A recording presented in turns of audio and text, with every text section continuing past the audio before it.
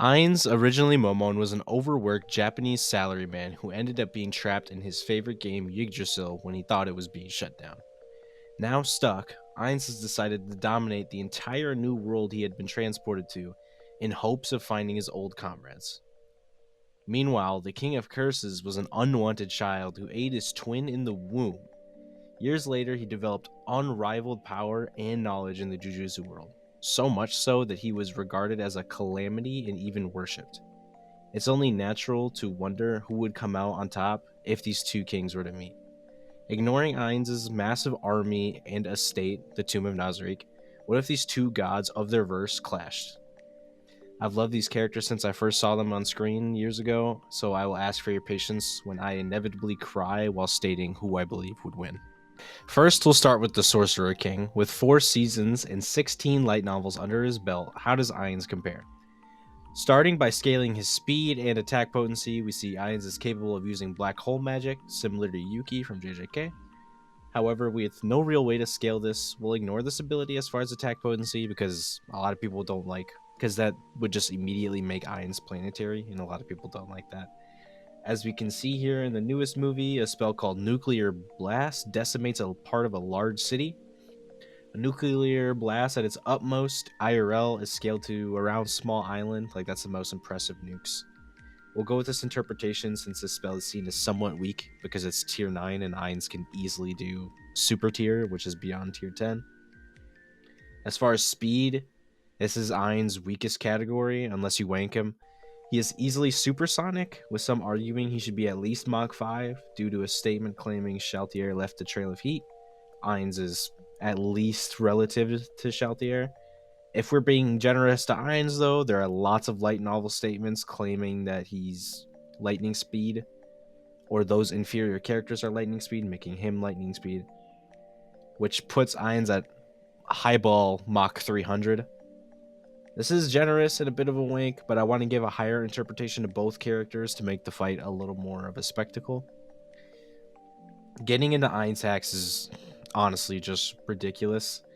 I could spend 99% of this video listing all of them to you, but these are just the ones that I figured are important. Time manipulation, durability negation, depending on how you equalize the verses, immortality, soul manipulation, healing negation, invisibility, a ring of resurrection, a ring that can grant 3 wishes, and mind manipulation.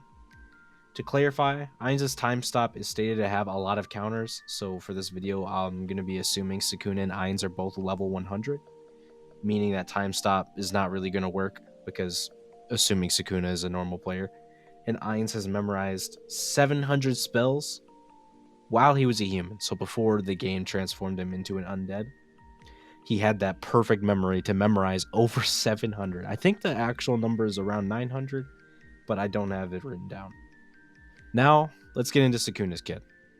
Sukuna can fire off slashes capable of demolishing massive buildings and can release an even more devastating fire arrow. This arrow does require charging through slashes, but scaling this arrow would be around large town level. He does this by igniting tiny particles with explosive cursed energy, and then sealing off the air in his domain expansion to create a massive trapped explosion. His domain would also be around large town level, and for this fight, I also want to give Sukuna 10 shadows and his one-time full heal, aka transforming into his true form. Armed with Mahoraga, Sukuna can adapt to any and all phenomenon. However, depending on its complexity, the time to adapt will be increased. While adapting, Sukuna can only use 10 shadows, or the adaptation will be temporarily paused for however long he is not using 10 shadows. Sukuna also has merged Beast Agito, who, let's just be completely honest here, does absolutely nothing. Sukuna's strongest move is his World Slash, which can be argued to have some form of durability negation, as the only time we see it hurt and not kill somebody was when Sukuna warned Kashimo to dodge, and when he was holding back against Higuruma. However, Sukuna can only use the slash while in his true form, because his binding vow forces him to use 3 hands to fire it, giving the enemy a significant warning, especially Ainz, who is a battle genius. As far as speed, Sukuna greatly outscales everyone in the verse except Gojo, obviously. Using Kashimo's lightning, which Hikari dodged point blank, guaranteed hit to his face, would also put Sukuna around Mach 300 if we're being generous, which is also a bit of a downplay because realistically Sukuna should be a lot faster than Hikari. But yeah, let's get into the battle. The two kings meet. With 0 prep time and 0 assistance, the fighters being the same speed will have to rely on their attack potency and strategy to win the bout.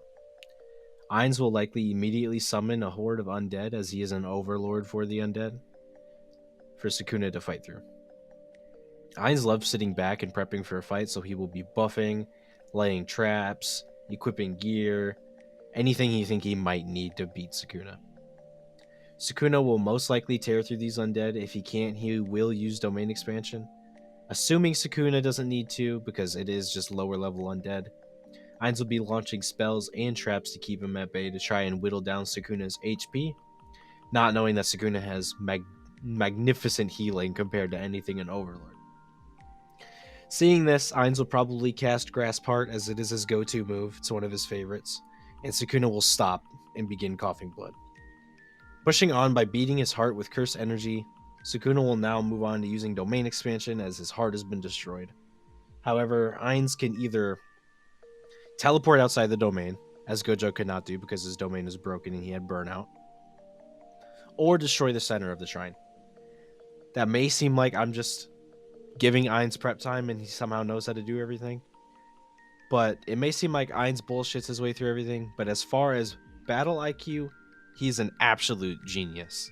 So he will see a created structure and most likely attempt to break it, or he will see this great move where Sukuna puts his hands together and just nope the hell out of there.